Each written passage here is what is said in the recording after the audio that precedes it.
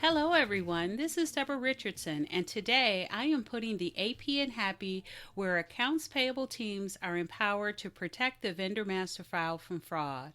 This podcast will give a voice to accounts payable team members by talking about the growing reality of cyber attacks in their world and which vendor setup and vendor management techniques they can apply to protect the vendor master file from fraud. If you are looking for vendor process training for you or your entire vendor team, head over to my site at deborahrrichardson.com and click on the Vendor Team Training Solved button to learn more about what is included in the monthly or annual plan and also to download a 2021 training schedule. Get the training that you and your team needs to avoid payment fraud, duplicate vendors, compliance fines, and more. To avoid fraud, regulatory fines, and just overall bad vendor data, there is a lot to think about in the vendor setup and maintenance process. So today I'll go through 5 things that may have slipped through the cracks.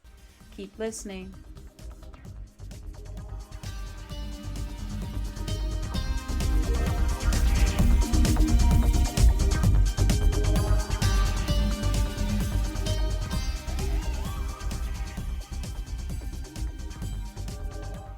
Welcome to episode 133. 5 considerations you may not be thinking about for your vendor process. Think about your standard vendor setup requirements.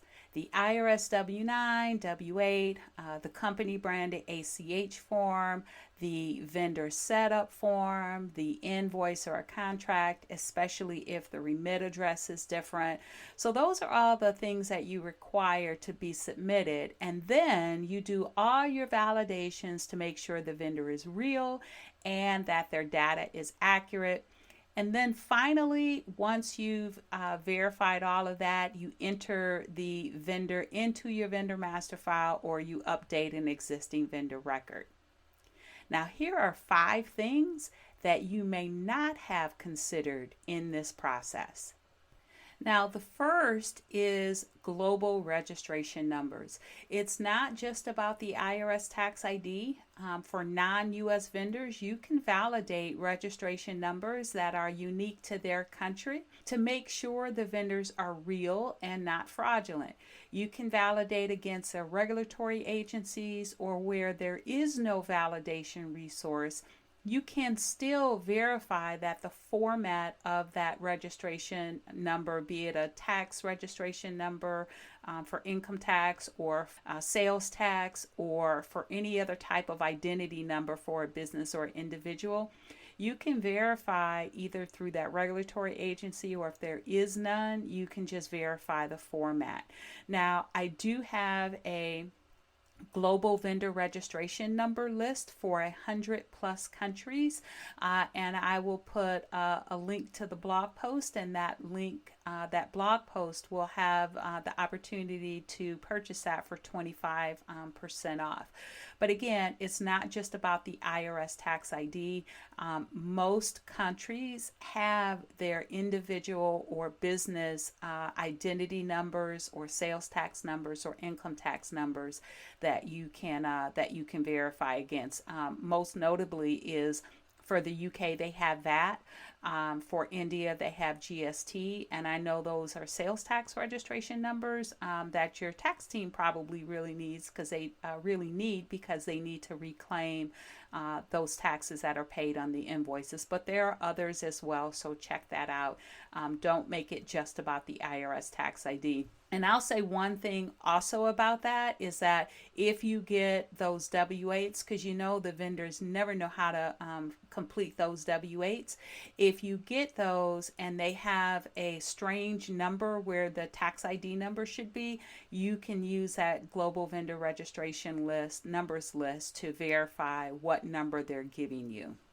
Number 2, standardize your government vendor legal names. So instead of having multiple employees putting in the state and local governments any type of a way, have a way for them to all key that information in the same way.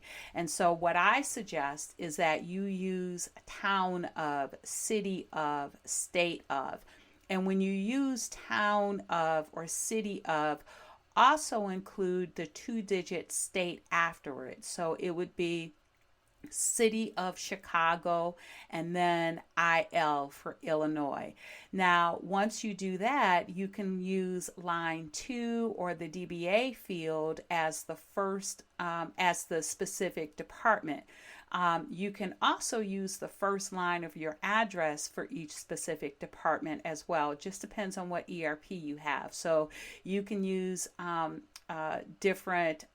you can have different departments then attached to the same vendor record. So now you can use that City of Chicago IL vendor record to pay the tax department, the garbage collection department. I don't know, whatever departments are at these local and state governments. You don't have to have different vendor IDs, and plus you want to have a separate vendor record, just one for every unique tax ID if your system allows for that. And some of these cities, towns, and states, they do have tax IDs. So you need a way to add the multiple departments on that one vendor record for that one tax ID. And that's a way to do it. Town of, city of, state of, and then use line 2 or the DBA field or the first line of your address for each specific department that you may have to pay. And that, by the way, makes it easier for your team members to search and find that the local government or the state government is actually set up in your system, and the same for your internal employees. It makes it easier to search the system to find that you already have them there. So it cuts down on your duplicate vendors. Number 3 is vendor supporting documentation. So you want to attach all supporting documentation received to the vendor record. Now, if you've got a system where you can't attach it to the vendor record, then you want to save it to a secure drive where you limit who has access, because that vendor supporting documentation can have sensitive data such as the social security number on that W-9. So you definitely want to limit who has access to either the vendor record where it's stored or a secure drive where it's stored. The other thing, in addition to the vendor supporting documentation that you're given, in addition to storing that, you also want to take and store the screenshots of the validations, such as the IRS 10 match and OFAC. Number 4 is the vendor or a vendor process audit. So you want to make sure there's an audit log of all vendor activity that includes the date, the time, the field changed, and the employee that made the change or the add.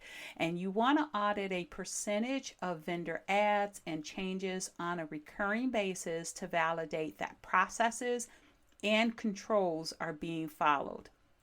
And this is great, so you can make sure that all those controls and best practices that you're putting in place, that they're actually being followed. Now, in the past, I've used 2% of vendor adds and changes on a monthly basis would be audited for each team member.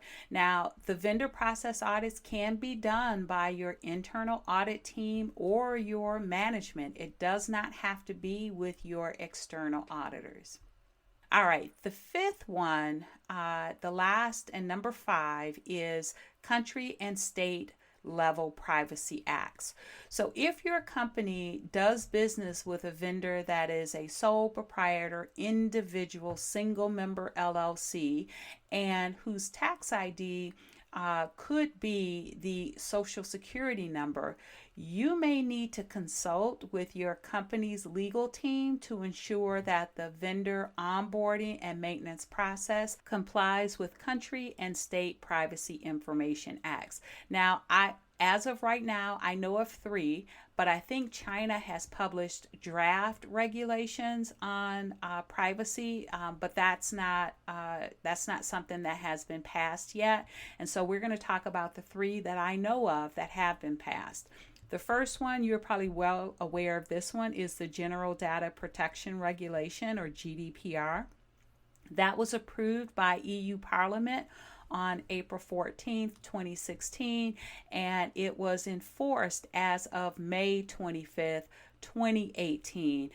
The enforcement of that regulation began with potential for organizations to be assessed significant fines for non-compliance. So I don't know if you remember that big push around GDPR in 2018, but I remember that. In any event, enforcement is required for vendors located in the European Economic Area, or EEA countries, which is the EU plus some additional, I think 3 additional countries. But I'll have a link to that in the blog post, to the European Economic Area, or EEA countries, so you can take a look at which ones they are. Now, depending on the severity, fines can start at up to £10 million, or 2% of your company's revenue, whichever is higher. Now, the GDPR is very complicated. I am not an attorney and I don't purport to know it, so make sure you check with your company's legal team, but it does include any piece of information that can be used alone or in conjunction with another piece of information that can identify a natural person. And that's why I talked before about the sole proprietor, individual, single member LLC, especially when they're giving you their social security number versus their EIN. The second one is a U.S. State Privacy Information Act, and it's the California Consumer Privacy Act, or CCPA. It was enacted in 2018 and it took effect on January 1, 2020. Again, consult with your company's legal team, but you need to make sure you know when to provide a privacy notice and additional processes to give those vendors located in California their additional privacy rights.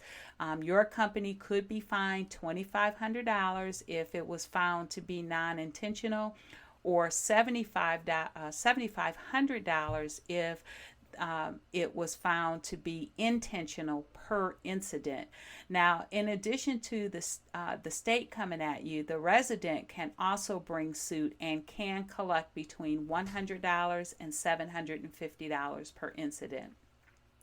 And what the state of California, the privacy rights that it gives to individuals are the right to know what personal information is collected, used, shared, or sold, the right to delete personal information held by businesses, and maybe your business's service provider if you have a third-party tool. The right to opt out of the sale of that personal information, and then the right to non-discrimination in terms of price or service when a customer exercises a privacy right under CCPA. Now, again, this may not affect you, but it may, so check with your legal team. Now, the third one is the New York Stop Hacks and Improve Electronic Data Security Act, known as the SHIELD Act. It took effect on March 21st, 2020. And if you don't comply, your company could be fined up to $5,000 for each validation.